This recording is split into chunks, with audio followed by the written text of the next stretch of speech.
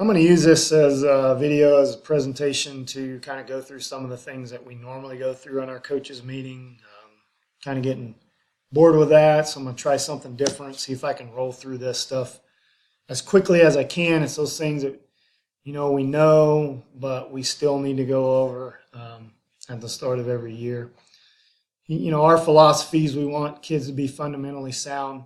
We want to put our kids out there to be successful and give them the fundamentals and techniques to be successful.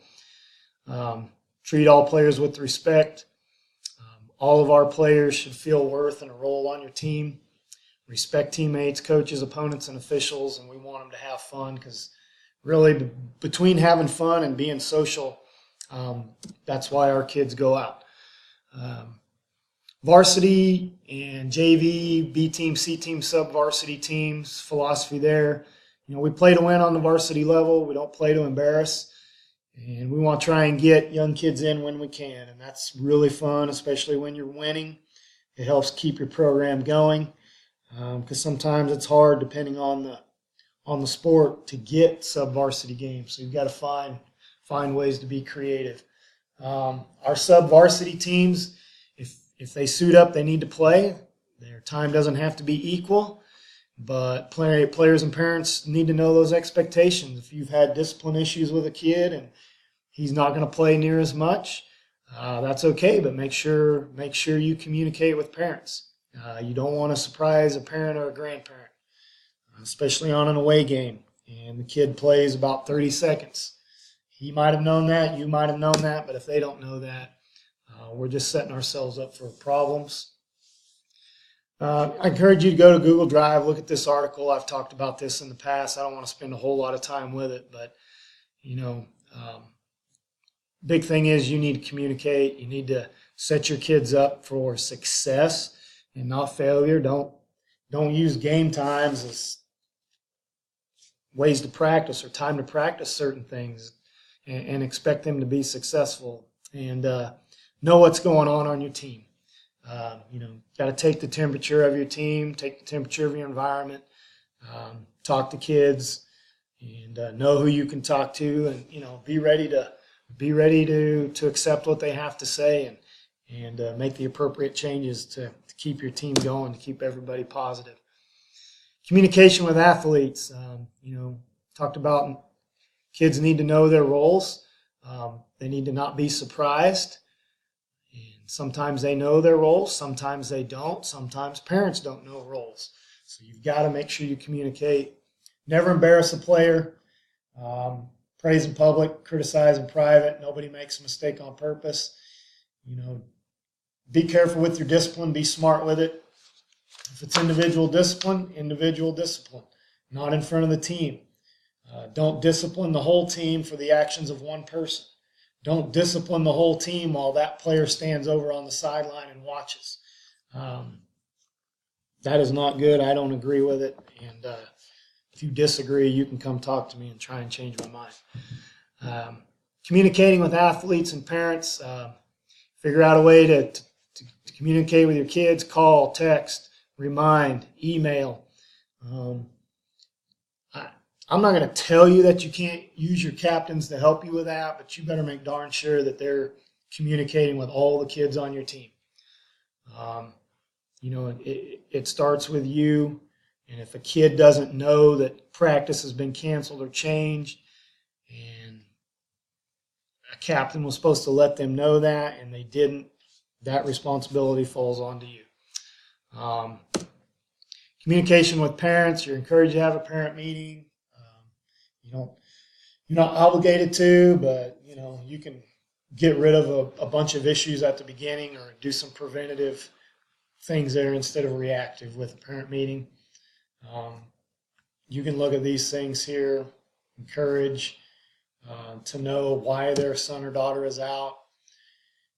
Have some guidelines when you meet. Don't escalate a situation by ignoring a parent.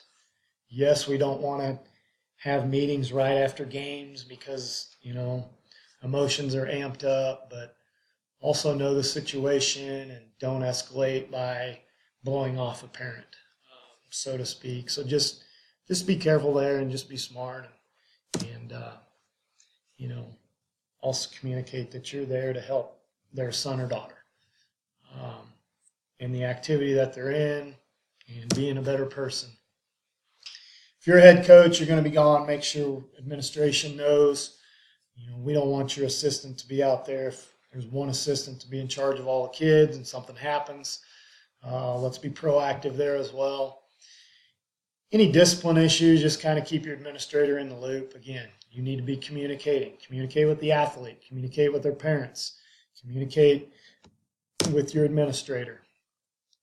Make sure you look at, understand our emergency action plan. That'll be on Google Drive. Have the appropriate numbers in your phone. Know where emergency equipment is. AEDs are on our campus. Again, concussions, signs and symptoms, heat illness. If you're an outdoor sport, you need to know where you can get those kids, to cold water, cold environment. If they go into heat syncope or heat stroke. If an athlete's injured, contact the parent, contact your administrator. Again, that depends on the severity of the injury. All right. And for your administrator, a phone call or email to explain. Again, depending on the severity of the injury. We kind of want to be in the loop, so we know if a parent calls and talks to us. We're going to get an injury report form together, one that's user-friendly, one that doesn't take a long time, just a bunch. Hopefully we can just hit a bunch of check marks or boxes and type a few things in and keep that on file. Also new to us in our communication will be an athletic trainer and how to communicate with her throughout our seasons. Your inventory, I encourage you, type it up. Have a check-in sheet. I type mine up. I have it with me in almost every practice. Going to track meets, I have it in a separate notebook. Take care of those things at the end of your season. You have to annoy some of those kids, and they're going to get mad at you, and that's okay. But you have got to bug them. You've got to get that stuff turned in. We have nice stuff, and it's not theirs. Okay, it's checked out to them. It's a privilege for them to have those things. They don't get to keep them. Our practice times, we have to be aware of our busing and our transportation, and we have to be respectful of those things. Be aware of your start and end times. Things need to change. We've got to get that stuff communicated out through the offices and out to parents and patrons in the communities. Supervision, include everyone, not just your freshmen. Give your captain some responsibility as well so people don't feel like they're getting picked on. But in the end, it all comes back to you as the coach. You're responsible for equipment. You're responsible for the locker room, towels, water bottles, getting cleaned, put away, those kinds of things. Turn off your lights, lock things up that need to be locked up, escorting your athletes. Okay, be there when you get there at halftime after the contest, practices, returning home from games, make sure a coach is available. Your training room items, don't allow kids to abuse them. As coaches, don't abuse them. Be aware of your kids going in there. Take care of the ice machine. Follow the instructions on the whirlpool. Again, take care of your coolers and water bottles. Keep them clean. Put things back where you got them. Dry out your coolers, so on and so forth. Travel, away game items. Mr. Hoffman, Mr. Dieterding, and myself will contact coaches as far as dismissal times, leave times. Again, communication if things come up. Okay? Things come up. You as a coach are responsible for your student-athlete behavior. It's not the bus driver, unless you're the head coach and the bus driver, and then your assistant better be helping you with those things. Don't let students leave without signing out. Okay? If you stop to eat, you're responsible for the cleanup, any messes that are made. It's not a privilege, or it is a privilege to stop. It's not a right. Do not allow your kids to eat sunflower seeds. If they are, tell them to stop. Tell them to put them away. They're going to give you an excuse. I'm spitting them in a bottle, whatever. No, they need to put them away. Our student athletes may drive to Mullinville and Haviland if our bus route is going through town. We have our drop-off pickup areas in front of the schools there. Make sure we're taking care of our buses, being respectful of that equipment as well. Do not allow your boys and girls to sit by each other. I split mine front back. My girls sit in the front, boys sit in the back and track, and I sit in the middle. I kind of can know what's going on there, and I'm not saying that stupid things aren't going to happen, but at least I'm present and they know where I'm at.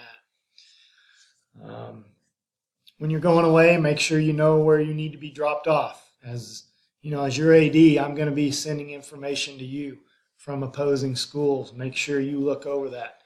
You know, have it to where you can get to it on your phone or print it off, put it in your notebook that you take with you. Check your locker room before you go in. Have a place for your valuables. One of your coaches needs to be the last one out of that locker room to make sure everything's taken care of. Coaching behavior, I just left this on there from last year. You can read this article on Google Drive. Cell phones and social media, again, taking the temperature of your team. You should be aware of what's going on. No cell phones in the locker room. All right, that's a big no-no. Too many things can go wrong. Take a look at social media guidelines that's shared on Google Drive. T-shirts, make sure we've looked at those. Your T-shirt colors, be positive. No nicknames on the back. First name or last name. Make sure you take into account setup fees, shipping. If you're using Blazing Designs, you're obviously not paying for shipping or setup fees. But you are going to have to make sure you take care of the tax. So please make sure that's taken care of. Gym shoes only in the weight room. Gym. Boys must keep their shirts on. I know in football, cross country, they're outside, they're hot. They need to keep their shirts on. The guys come out of the locker room for football, need to have their shirt on. It's just good practice, good PR. Girls, no Sophie shorts. Cutoffs, you need to kind of police those as well. Uniforms, only on game days. Few other items here, you know, Keisha, take care of your on rules meeting and test. Heat illness video you'll do, our concussion info we're going to get from our trainer this year. Check out your sports page every now and then. Some major changes I want to go over real quick. For those of you who may not be aware, classification has changed starting 2018-19. That's all classification for high school. Football classification has changed for 18-19. Really doesn't change for us being an 8-man school. There's still going to be Division I and Division II. Football, they're going to move the football season from the close of it. So our championship game will be same as 11-man on the Saturday of Thanksgiving. 8-man bracket, that's going to change, a 48-team system beginning in 2018. Volleyball, they've changed the schedule for pool play at state tournaments. Tennis, doubles partner can receive private instruction. Doesn't violate that rule. Cross country for junior high, they've increased the maximum distance to 2 miles. Dropping down to track, same thing there. Your 7th graders in track this year can run 3,200. And so that's a change there. Basketball expanded the length of the coaching box to 28 feet. You know, there's things on Google Drive. You know, if you're having problems with that, you need to let me know. There's trying to set that up and make that a useful tool. I saw this on Twitter. Number 1, if you aren't coaching it, you're letting it happen. Number 2, what you tolerate, you encourage. Number 3, how you do anything is how you do everything. Number 4, every behavior is a response to an action. And number 5 is have a good plan. You know, good luck to all of our teams this year. I want us to have a great year athletically. Be positive with your kids. You know, set up a culture that's going to be productive, going to be positive, and going to be successful. Thanks.